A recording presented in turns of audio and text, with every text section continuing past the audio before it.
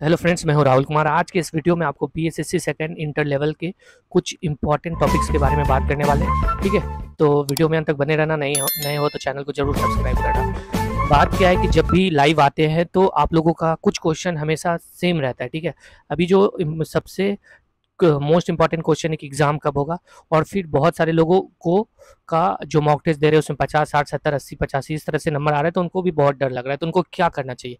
साथ में जिसको 100, 105 इस तरह से क्वेश्चन आ रहा है, तो उनको भी लगता है कि उनका सिलेक्शन हो पाएगा या नहीं हो पाएगा। ठीक है, या आप ये जानना चाहते हो कि पिछली बार कितना कट ऑफ गया था या मेरा कितना सही हुआ था जो मेरा पीटी हो गया था। ठीक है, तो देखो, सबसे पहला जो तैयारी के दौरान हमारे दिमाग में नेगेटिव थॉट आता है वो क्या है कि अगर हमको 105, 110 मार्क्स आ भी रहा है तो हम लोगों को क्या लगता है कि हमारा सिलेक्शन नहीं हो पाएगा। क्यों? हम लोग चाहते हैं कि हमको 150 में 150 आ जाए। ठीक है, क्योंकि आप लोगों को ये लगता है हमेशा कि जब आप, यानी कि जैसे हमको 105 नंबर आ रहा है तो हमको लगेगा कि जब हम 105 नंबर ले आते हैं तो जो मेरे जैसा तो कितना स्टूडेंट होगा वो भी 105 लाता होगा। ठीक है, या फिर बहुत सारा स्टूडेंट होगा जो 110 लाता होगा, या फिर आपको लगता होगा कि कुछ लोग तो ये पटना में पढ़ रहे होंगे, वो तो बहुत सारा टेस्ट सीरीज दे रहे हैं, ज्ञान बिंदु, रहमान सर, खान सर, दी प्लेटफॉर्म में जा जाके टेस्ट सीरीज दे रहे हैं, तो उनको बहुत मार्क्स आ जाएगा एग्जाम में। ठीक है, तो ऐसा कुछ भी नहीं है। ठीक है, हमारे टाइम में भी हमको सेम लगता था कि जब हम इतना मार्क्स ला सकते हैं तो और कितना लोग मार्क्स ला सकता है। ठीक है, और तो जो ज़्यादा जानता होगा तो वो ज़्यादा ही लाता होगा, क्योंकि मेरे को लगता था कि हम तो उतना नहीं जानते हैं, हमसे और भी ज़्यादा जानने वाला है। तो ऐसा कुछ भी नहीं है। ठीक है, अगर आपको कोई भी टेस्ट सीरीज आप लेके मतलब दे रहे हो, आप कोशिश करना कि दी प्लेटफॉर्म का भी टेस्ट सीरीज जरूर रखना। अगर मॉक टेस्ट दी प्लेटफॉर्म का लगाते हो, अगर हर मॉक टेस्ट में उसमें 100, 95, 98, 105, 110 इस तरह से जा रहा है तो आप विश्वास रखना आपका सिलेक्शन हो जाएगा। लेकिन ऐसा नहीं कि आप ये सोच के अभी पढ़ना हम छोड़ दें, वैसा नहीं। आपको अभी भी लगे रहना है। ठीक है, रेगुलर एकदम लगे रहना है, अच्छे से पढ़ते जाना है। ठीक है, देखो, हमेशा से हमारा कोशिश क्या रहता है, जैसे हम लोग हमेशा से सोचते हैं कि करंट में क्या आएगा, फिर बिहार में क्या आएगा, जबकि मेन हमारा सबसे इंपॉर्टेंट चीज़ क्या है? रीजनिंग, मैथ, जो कि कभी बदलता नहीं है। इसका फिक्स चैप्टर आपको दिया हुआ है, उसी से क्वेश्चन पूछेगा। तो इस दोनों चीज़ पे बहुत फोकस करो। फिर आप साइंस की बात कर लेते हैं। साइंस को भी आप फोकस कर सकते हो बहुत बहुत ज़्यादा, क्योंकि ये 25 मार्क्स का है। तो साइंस बहुत लोग पढ़ना चाहते हैं, तो हम हमेशा वीडियो और सब जगह बोलते हैं कि आप एक बार जो है मेरा बात मान लो। बिहार बोर्ड का जो एग्ज़ाम होता है तो अभी उसमें ऑब्जेक्टिव क्वेश्चन पूछता है, तो आप उसका गाइड खरीद लो। ठीक है, उसका गाइड खरीद लो, साइंस का, स्पेशल साइंस का गाइड आता है, उसमें 500, 600 ऑब्जेक्टिव क्वेश्चन रहेगा। आपको याद करने में बहुत फायदा होगा और लगभग उसी से क्वेश्चन आ जाएगा। और बाकी बात लूसेंट और ये वो चीज़ आप जो पढ़ रहे हो, लेकिन उसको भी एक बार करके देखो।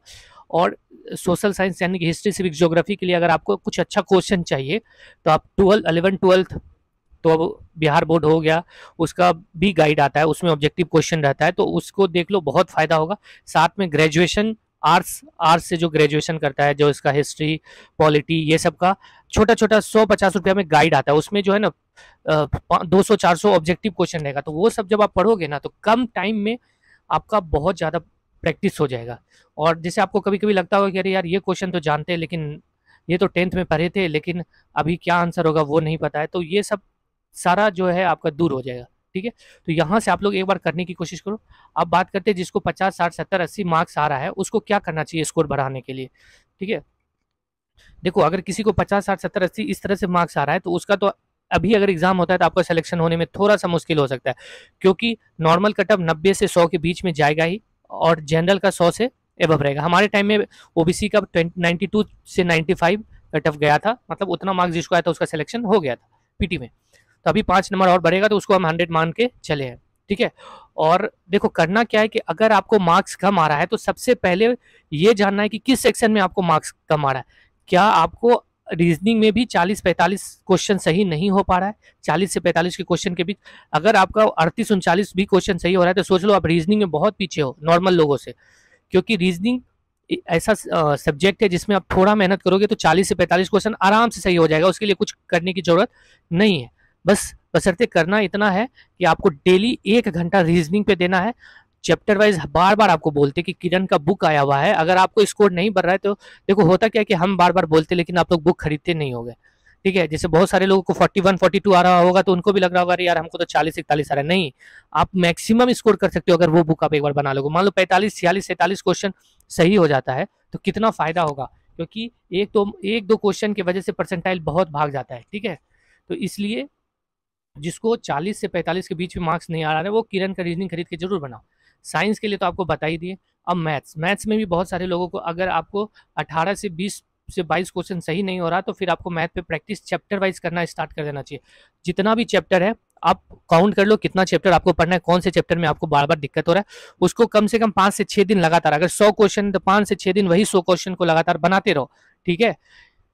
और जो भी चैप्टर स्टार्ट करना उसका थ्योरी जरूर पढ़ना, उस चैप्टर को कैसे पढ़ना है।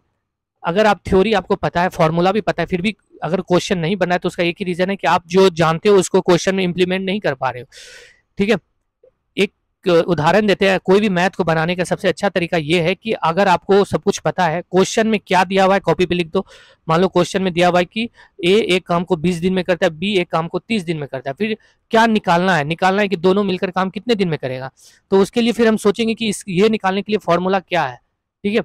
तो इस तरह का क्वेश्चन पूछता है।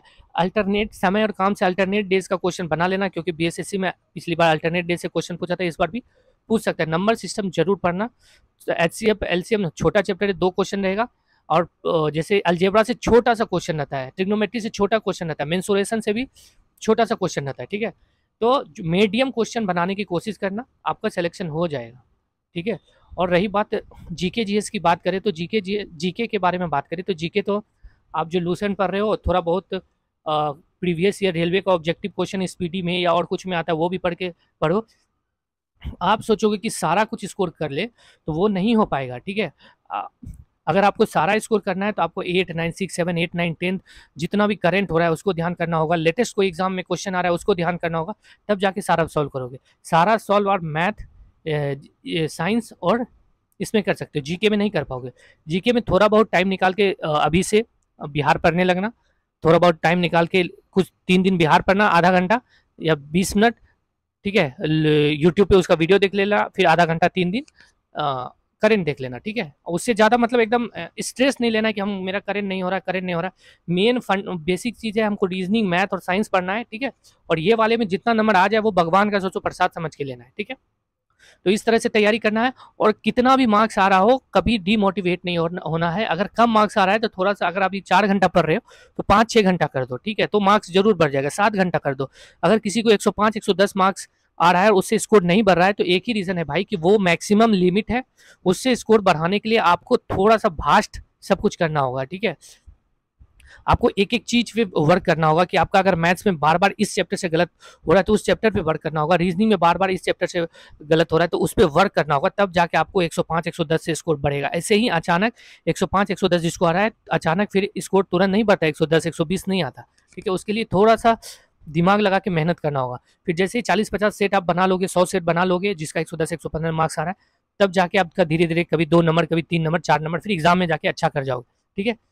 बाकी बात, बहुत लोग पूछे कि एग्जाम कब होगा, तो भाई जैसे जैसे खबर जो हमको देता था वो तो बोल रहा है कि अब नवंबर चला जाएगा, लेकिन फिर भी आपको ये सोच के चलना है कि अगर नेक्स्ट मंथ ही एग्जाम हो जाए तो क्या मेरा सिलेक्शन हो पाएगा कि नहीं, क्या हम जो पढ़ रहे हैं उसके तरह उससे सब कुछ हो जाएगा कि नहीं, ठीक है। लास्ट में जाते जाते गर्ल्स कैंडिडेट भी बहुत सारी बहन है जो बार बार पूछती है कि मेरे को 100 मार्क्स आ रहा है, 105 क्वेश्चन सही हो रहा है, 90 क्वेश्चन 95 क्वेश्चन सही हो रहा है। तो देखो आप बहुत अच्छे पोजीशन पे हो, आपका सिलेक्शन एकदम हो जाएगा, ठीक है। लेकिन फिर भी लगे रहना, ऐसा नहीं कि छोड़ देना है, ठीक है। और अभी आपके पास टाइम है, जब इतना मार्क्स आ रहा है तो आप कोशिश करो कि रेलवे का जो प्रीवियस ईयर क्वेश्चन है उसको जीके जीएस के लिए याद करें, या फिर कम समय में एक थोड़ो जीके चाहिए तो बिहार ऑल एग्जाम करके एक बुक आया है, ठीक है, उसको भी देख के कम मतलब उसको जैसे कोई नया बुक खरीदे तो आपको क्या करना है कि 10 दिन उसमें मैक्सिमम टाइम देके उसको खत्म करना है, फिर 10 दिन मैक्सिमम टाइम देके खत्म करना है, ठीक है। तो उससे क्या होगा, एक आपका बूस्टअप हो जाएगा। चाहे आप मैराथन एक दिन कर दो, 2 दिन मैराथन कर दो, मैराथन में जैसे नया बुक बिहार और एग्जाम खरीदे तो आप ये करना कि शनिवार रविवार सिर्फ उसी को पढ़ना, 8 घंटा जीके को ही पढ़ना याद, एकदम ऐसा नहीं कि डिट्टो याद करना नहीं। तो 2 दिन आप 16 घंटा जब उसको दोगे तो आपको बहुत फायदा होगा। या फिर आप 3 दिन मैराथन कर दो बीच बीच में, मतलब एक सप्ताह में ऐसा करो कि 3 दिन मैराथन कर दो, लगातार सिर्फ GK GK GK GK GK GK GK पढ़ रहे हैं। तो इस तरह से करोगे तो आपको बहुत फायदा होगा। जैसे रीजनिंग में आपको कम मार्क्स आ रहा है तो लगातार 3 से 4 दिन आप मैराथन कर दो, लगातार 4 दिन सिर्फ रीजनिंग ही रीजनिंग पढ़ रहे हैं। आपका देखना अगर रीजनिंग में 30 स्कोर आ रहा है तो तुरंत 4 दिन इस तरह से करने के बाद आपको 35-36 स्कोर हो जाएगा, ठीक है। तो अगर जिस सब्जेक्ट में आपको कमजोर लग रहा है तो एक बार आप मैराथन करने की कोशिश करो, आपको बहुत फायदा होगा।